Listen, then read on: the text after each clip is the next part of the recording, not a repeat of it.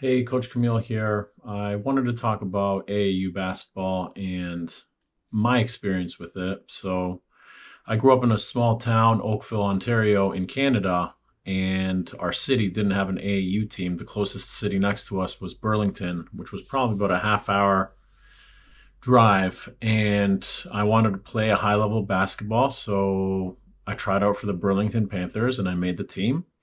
And it was pretty expensive. I want to say, and this is 20 years ago, so I think it's in the order of maybe, I don't know, $1,000.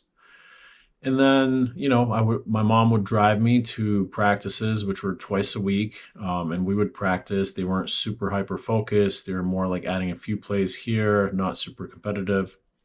And then when it came to game time, I sat on the bench for majority of the time. So the experience wasn't a great one. It showed me that I need to improve my game to play with higher level players, but I kind of already knew that.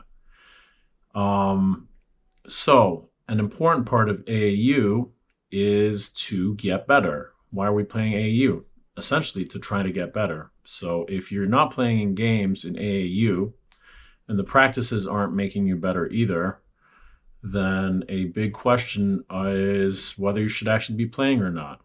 So you should speak with the coaches beforehand, ask them about how many players are on the team, ask them how many minutes you expect to be getting. And it is not, I don't think it's a poor question to ask them, because at the end of the day, you're paying for a service, and that service is for your son to play basketball, not to sit on a bench. So if the coach can't answer you honestly, then, I think there's something there, and you should consider not playing on that team and finding a team where the coach will think that your son will play or daughter will play.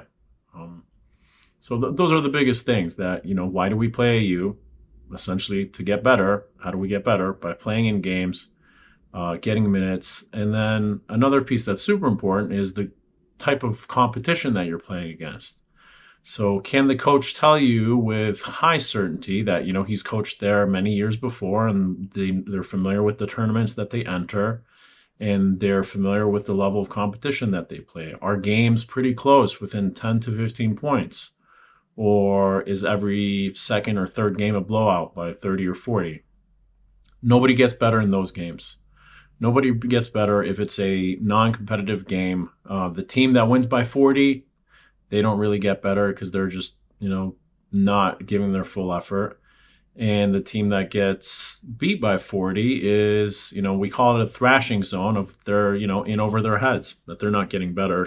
They're seeing what next level competition's like, but they can't even survive within the game. So I think those are the two biggest points: is getting playing time and making sure that the competition is pretty well matched in the majority of the games.